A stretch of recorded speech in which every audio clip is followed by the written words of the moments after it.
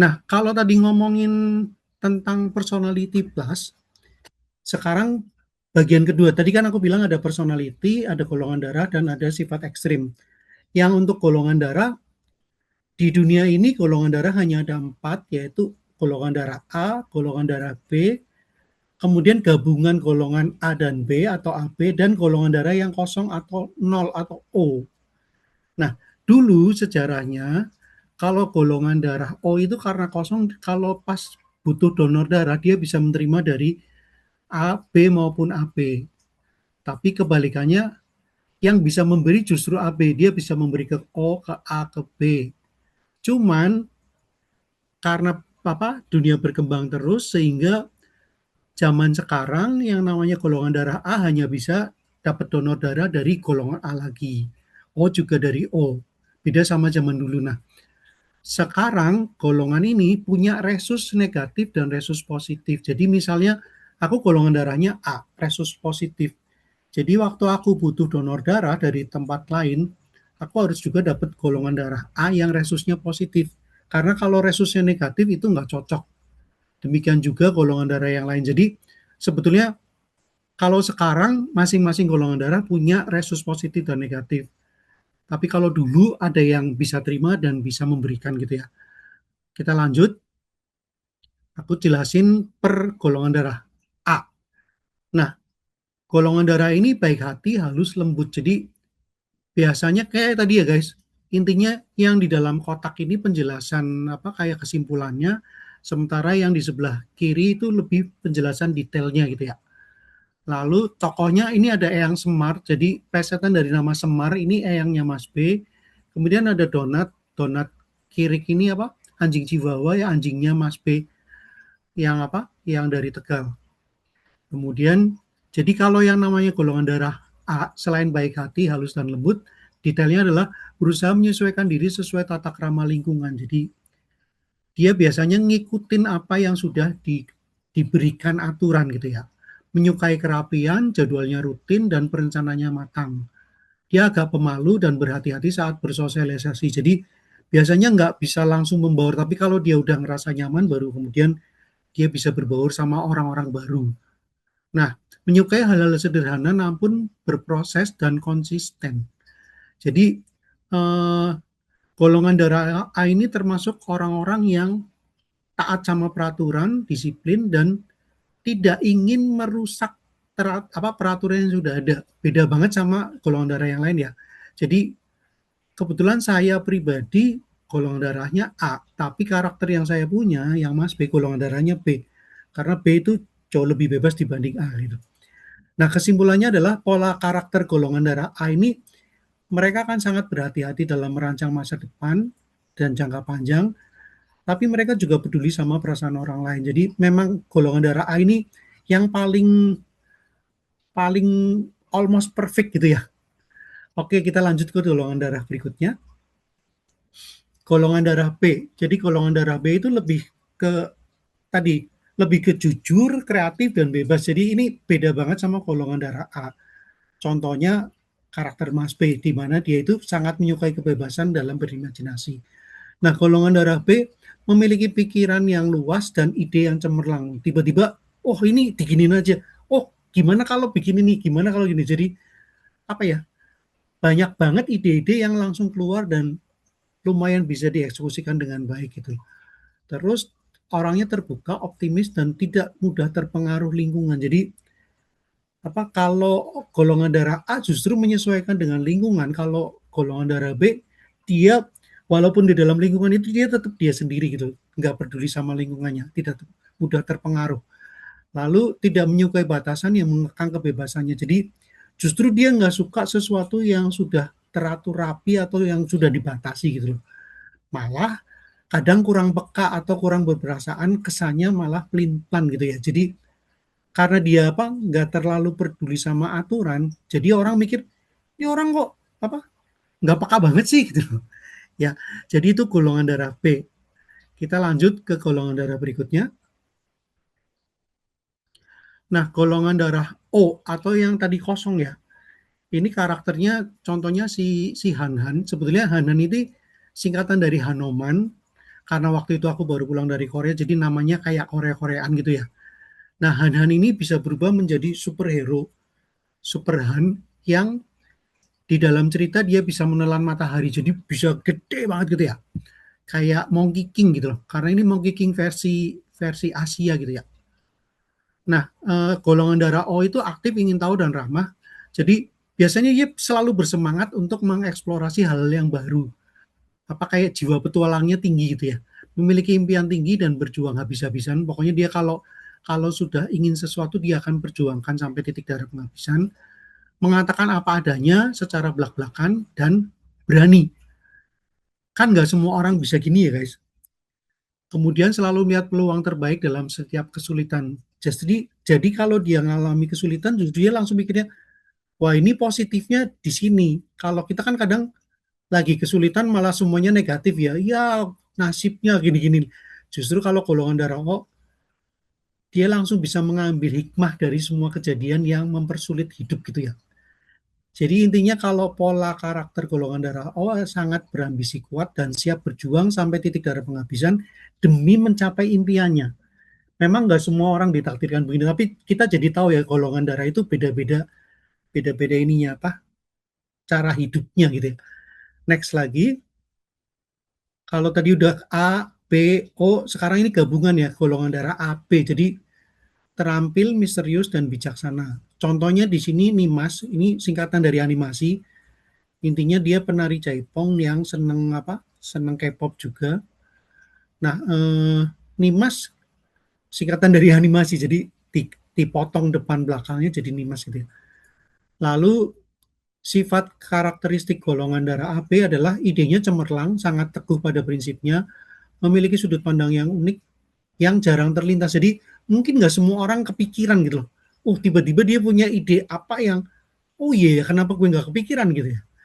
Terus sangat loyal dan totalitas saat memberikan sesuatu, cenderung realistis, pragmatis, dan logis. Jadi karena dia golongan darah A dan B, campuran, kadang-kadang golongan darah AB ini malah kesannya pelin-pelan, dalam artian bukan berarti dia nggak bisa apa segera memutuskan, cuman dia berpikirnya dua kali. Jadi karena dia golongan darah A dan B, maka dia kadang mikir dulu, kalau gini gimana ya, kalau gini gimana, apa sebaiknya gini gini gini. Jadi kesannya malah orang, gimana sih suruh ngambil keputusan kok pelin pelan, tapi sebenarnya dia bukan pelin pelan. Karena apa? Karena memang si AB ini harus berpikir dua kali dulu. Tapi intinya gini, pola karakter AB ini suka memikirkan solusi out of the box yang mungkin orang lain nggak kepikiran, dan orangnya mandiri banget gitu. Nah, udah 4 golongan darah ya. Next lagi. Jadi gini, ini kesimpulan sementara. Kalau apa kalian pengen punya formula karakter yang dinamis dan realistis, itu kita gabungkan antara personalitinya tadi apa ya, plekmatis atau sanguin atau koleris, golongan darahnya apa. Nah, biasanya gabungan ini langsung kelihatan, oh ini karakternya unik banget nih. Biasanya apa, si orangnya males atau si orangnya pendiam, introvert, atau orangnya ala ekstrovert yang meledak-ledak, atau orangnya yang apa-apa ributnya nyuruh gitu loh. Kan dia biasa mimpin ya. Jadi bikin gini, bikin gini, bikin gini. Kan nggak semua orang dilahirkan begitu ya. Lalu intinya dengan cara ini nambahin personality, sifat karakteristik per karakter ditambah golongan darah, maka si karakter tersebut akan menjadi unik, dan kita juga yang lihat langsung rasa oh nggak flat gitu loh, melainkan dia langsung kelihatan bahwa karakter ini punya kebiasaan, punya reaksi emosi, dan punya cara berpikir yang konsisten. Jadi misalnya golongan darah A dengan golongan darah B kalau sama-sama putus cinta itu beda kelakuannya gitu ya, apalagi ditambah personalitinya. Artinya setiap permasalahan akan dihadapi dengan cara yang berbeda tergantung si personality karakter tersebut. Next lagi. Nah, kalau tadi udah ngomongin tentang golongan darah dan personality, kita langsung tambahin lagi satu hal yang bisa membuat karakter kita lebih disukai, namanya sifat ekstrim. Nah, kenapa penting? Karena ya kedekatan secara psikologis itu kita bisa langsung bilang, ih karakter itu gue banget deh. Jadi apa ya, karakter tadi kan karakter baru gambar, tapi kalau sudah diberikan personality, karakteristiknya, kemudian apa, golongan darah dan ditambah lagi sifat ekstrim, si penonton bisa langsung relate dan langsung inget terus karakter tersebut walaupun itu karakter fiksi atau nggak ada benernya, tapi orang bisa merasakan bahwa karakter itu seperti kita gitu loh ya. Nah, kita akan perjelas isinya adalah sifat ekstrim punya kelebihan, punya kekurangan, punya sisi gelap. Karakter yang disukai itu maksudnya kita punya mentor kayak apa, ngefans berat sama siapa gitu loh, yang dijadikan panutan. Lalu fobia atau fear, ketakutan. Yang terakhir ada obsesi. Jadi dia obsesi terhadap sesuatu hal gitu ya. Next, next penjelasan satu-satu. Contoh sifat ekstrim yang punya kelebihan. Jadi kalian udah pernah nonton film Mr. Incredible yang dari Pixar? Nah, di ceritanya kan Mr. Incredible ini udah tua, tapi karena dia adalah superhero, maka walaupun sudah pensiun, tapi dia tetap ingin membantu sesama gitu ya. Nah, jadi kekuatan karena dia punya kelebihan, dia punya kekuatan super biasanya kemampuan fisik ekstrim untuk menolong, daya magnetis apa jiwanya pelindung. Jadi pengennya kalau ada masalah dia melindungi gitu loh. Terus dasar utama pergerakan aksi kepahlawanan dalam cerita karena ini kan ceritanya superhero ya. Punya kelebihan kan biasanya namanya superhero. Kalau nggak superhero ngapain punya apa nggak punya kelebihan gitu ya. Jadi daya pikatnya adalah menciptakan figur pahlawan pelindung yang diidam-idamkan penonton. Maksudnya dengan tambahan sifat ekstrim yang punya kelebihan, penonton jadi langsung, wah keren ya kalau bisa jadi pahlawan pelindung kan. Jadi penonton ikut ikut apa ya, ikut mengidam-idamkan gitu, ikut jadi fans. Lanjut, sifat ekstrim berikutnya. Nah, sifat ekstrim yang kedua itu, kalau tadi kelebihan ini malah kekurangan. Contohnya Nobita. Jadi ini Nobita kan dari Doraemon, aku sertakan Doraemon, tapi sebenarnya kita fokusnya ke Nobita ya. Kalian tahu nggak kalau boleh apa? Boleh ngasih ngasih ini, ngasih reaction atau apa? Nobita itu ada sifat positifnya nggak guys? Karena setahu aku Nobita malah lebih banyak sifat negatif. Ada apa misalnya? Sifat positifnya Nobita apa? Kalau negatifnya kan dia males, dia nangis, apa cengeng, terus dia apa minta dibikin PR mulu, dia tergantung sama orang lain, dia apa nggak pernah bisa beres. Pokoknya dia banyak negatifnya, tapi positifnya kira-kira apa ya guys? Terlalu baik, empati, pantang menyerah. Benar, pantang menyerah salah satu positifnya dia ya. Perhatian, setia kawan. Apalagi kalau negatifnya jauh lebih banyak dibanding positifnya ya. Oke oke. Jadi thank you banget yang udah jawabin. Kalau kita ngelihat ya sebetulnya Nobita itu pemalas dan ceroboh. Jadi memang suka menunda pekerjaan atau lambat ngertinya gitu. Selalu mengandalkan mujizat atau bantuan instan teman. Jadi karena kebetulan kan dia punya punya apa? Konsisten walaupun malas. Maksudnya jadi siapa? Rama sama makhluk bumi lain. Sebetulnya satu lagi dia itu setia banget sama Shizuka. Nah, itu menurutku yang paling paling hebat gitu. Karena sampai filmnya nanti apa? Udah mau yang terakhir-terakhir itu kan dia married sama Shizuka gitu. Jadi apa? eh setia, setia kawan gitu ya. Lalu tadi karena apa? Karena dia selalu menunda pekerjaan dan lainnya malah memicu berbagai drama, tapi jadinya drama komedi dan lucu gitu ya. Sementara Nobita itu kan memang sering malas belajar, tetapi selalu dicintai karena kebaikannya. Tadi kan teman-teman juga tahu bahwa dia itu baik loh, tulus dan lain-lain. Kemudian apa? Daya pikat untuk cacat kekurangan ini, maksudnya membuat karakternya lebih terasa membumi karena karakter tersebut tidak sempurna dan dekat sama kehidupan nyata. Nah, kalian ada yang nonton film Adit Sopo Jarwo? Mungkin kalau kalian lihat Adit Sopo Jarwo, yang diinget malah Adit, bukan Adit tapi Sopo dan Jarwonya ya. Sekarang aku mau tanya, kekurangan atau apa sifat cacatnya Adit apa sih? Kalau Sopo dan Jarwo kalian langsung tahu ya, oh dia apa yang satu preman, tapi yang satu preman on yang ngikutin apa kepala premannya kemana-mana dan seterusnya gitu ya. Malah cuman ada baiknya doang. Jadi kalau Adit itu nggak ada minusnya. Nah, jadi kita langsung kenal Dennis karena Dennis itu lebih sering memanfaatin Adit, tapi Aditnya sendiri malah nggak nongol ya. Padahal judul filmnya adalah Adit Sopo Jarwo gitu loh. Harusnya Adit dong yang punya punya apa? Punya peran besar, tapi justru kita kenal Dennis, Dennis Dontol, kenal juga siapa si Sopo Jarwo gitu loh. Nah, jadi sebetulnya kenapa di Indonesia apa? Nah, Mas Adi aja tahu Dennis itu terlalu berhayal, tapi sebetulnya gini, justru karena sifat-sifat mereka itu dekat dengan kita, jadi kita lebih nempel gitu. Kita tahu persis siapa Dennis, siapa Sopo, siapa Jarwo, tapi kita nggak tahu siapa Adit. Karena Adit itu lempeng aja semua, dia tuh baik banget, gak ada minusnya gitu. Terlalu baik dan naif, bener banget. Makanya apa ya, karakternya nggak dicintai. Kita lebih suka karakter yang agak miring gitu ya. Kayak Dennis kan kita langsung nyebelin banget, apalagi kalau dia udah Adit minta tolong, nah gitu loh. Bener flat dan gak ada drama. Jadi apa?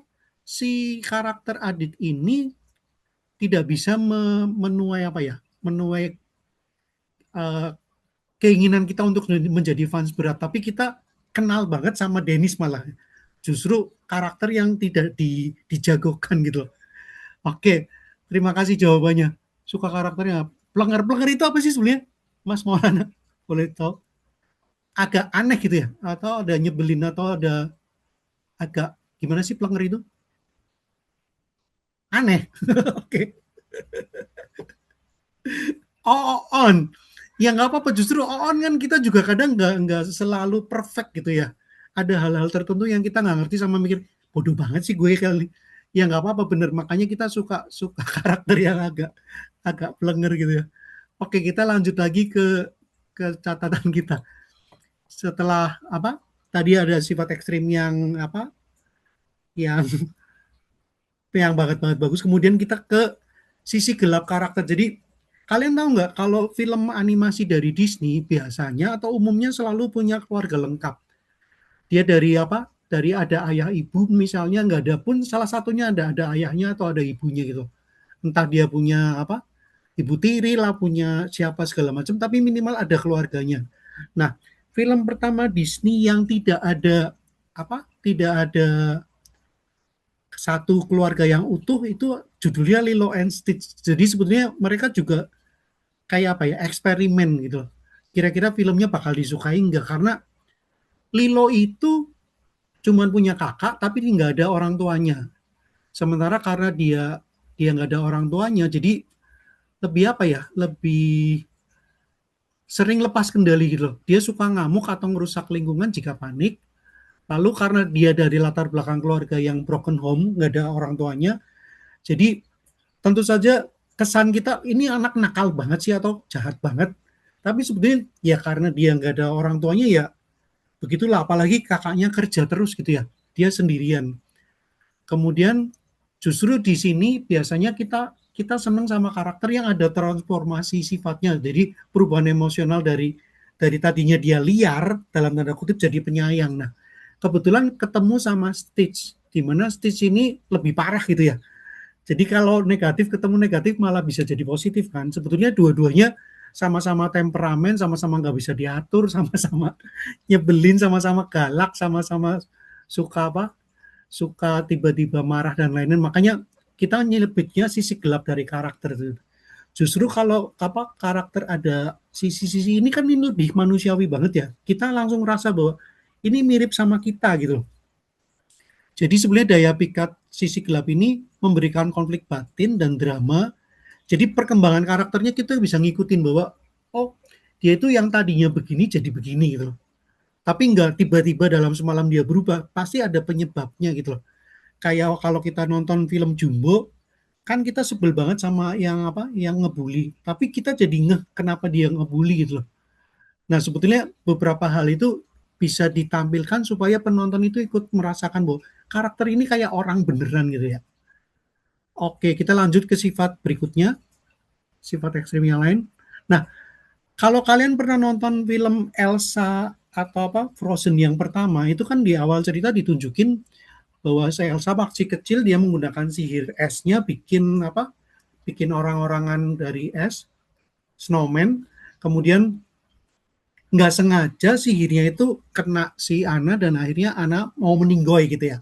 Pokoknya udah mau mati aja. Nah, jadi karena dia punya apa punya kekuatan tapi melukai adiknya bahkan membuat adiknya hampir meninggal, maka dia menutup diri dengan apa nggak mau berhubungan sama si siapa si Ana karena takut tiba-tiba dia keceplosan misalnya gitu. Maka ketakutan atau fobia itu sebetulnya juga satu hal yang bagus untuk apa untuk dimengerti karena pada umumnya orang hidup juga ada ketakutan gitu ya. Jadi kayak tadi kalau Adit kan nggak ada ketakutannya, nggak ada negatifnya, semuanya serba positif malah bukan bukan kita gitu. Nah kalau apa?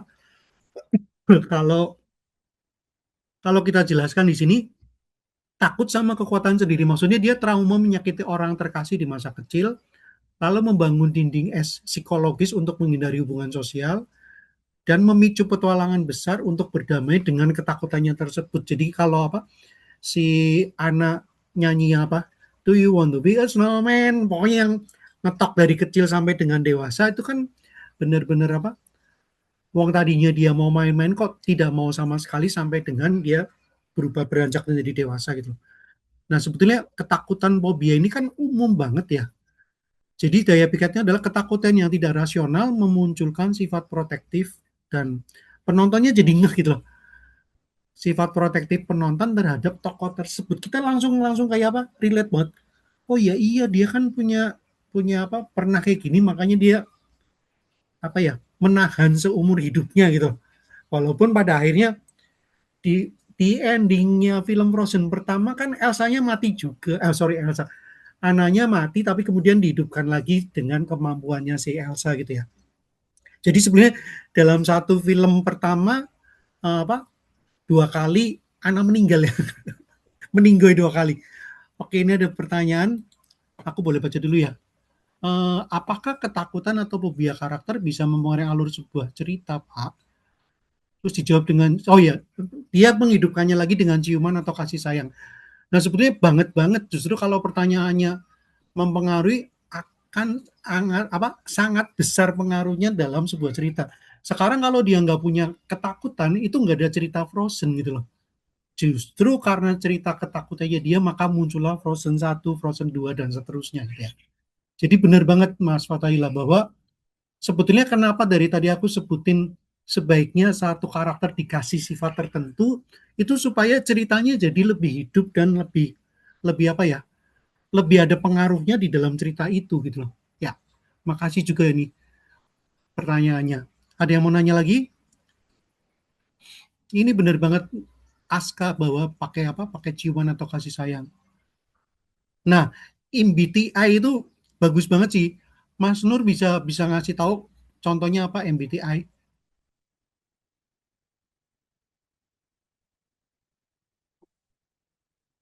Nah, kalau karakter kembar aku belum belum banyak riset tapi biasanya gini, itu sifatnya bisa berkebalikan. Misalnya si A yang introvert, si B yang ekstrovert gitu loh. Biasanya mereka nggak dua-duanya introvert atau dua-duanya ekstrovert. Ya bener kayak Ibn Upin. Atau kayak beberapa film dari Thailand dan lain-lain, kembar itu bisa musuhan sendiri gitu ya. Bisa saling jealous juga. Terus kembar itu sebetulnya tidak mau disama-samakan, tapi karena mirip, jadi semua orang di luar mereka tuh nganggapnya mereka tuh sama. Padahal mereka tuh dua pribadi yang berbeda gitu ya. Iya ceritanya pakai filosofi sedikit. Nah, apakah IP karakter dengan maskot sama? Ini Elang, menurut Elang Mas ya? Mas apa Mbak? Mas kan ya? Menurut Mas Elang gimana? Menurut Mas Elang sendiri, sebelum aku jawab. Apakah IP karakter dengan maskot sama? Menurut Mas gimana? Sama nggak?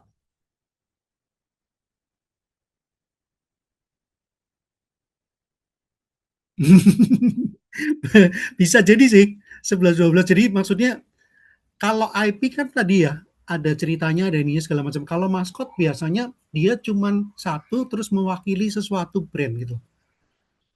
Jadi misalnya maskotnya apa ya? McD itu kan ada si siapa? Si badut itu namanya siapa? Aku lupa. Nah, itu kan maskot. Jadi sebetulnya dia nggak harus jadi satu cerita utuh, tapi dia mewakili brand tersebut. Bedanya kalau IP kan dia jadi pusat cerita, artinya dia akan punya apa? Punya lingkungannya, punya teman-teman, punya musuhnya, punya keluarganya, punya ceritanya gitu. Sementara kalau maskot dalam satu hal dan mewakili brand. Jadi bisa aja maskot dijadiin cerita atau dijadiin IP, tapi maskot biasanya dibikin untuk mewakili brand tersebut. Jadi sifatnya nggak seluas IP, tapi makanya disebut 11-12 benar bisa bisa dijadikan bahwa maskot itu bisa kelanjutan menjadi IP dan sebaliknya gitu ya. Oke, lanjut ke Gigabyte. Bapak ada riset nggak? Ya, orang ekstrovert itu psikopat dibandingkan introvert. Soalnya secara logika kalau orang ekstrovert mudah berbaur, dia mudah tahu polanya, enggak sih Pak? Kalau menurutku, setahu aku malah kebalik. Justru yang orangnya introvert itu lebih psikopat, karena kan dia diem. Kalau orang ekstrovert justru kita bisa langsung ngeh dia lagi emosinya gimana gitu loh. Karena kalau orang ekstrovert kan dia jengkel yang ngomong, dia sedih yang ngomong gitu loh. Tapi kalau introvert tuh dia sedih, dia jengkel, dia happy, dia diem aja gitu loh. Menurutku yang lebih berpotensi sebagai psikopat itu yang introvert gitu ya. Nah, benar masuknya sosiopat bukan psikopat, beda lagi dikit. Mungkin ya, tapi kan itu balik lagi aku belum belum punya riset yang mendalam tentang itu.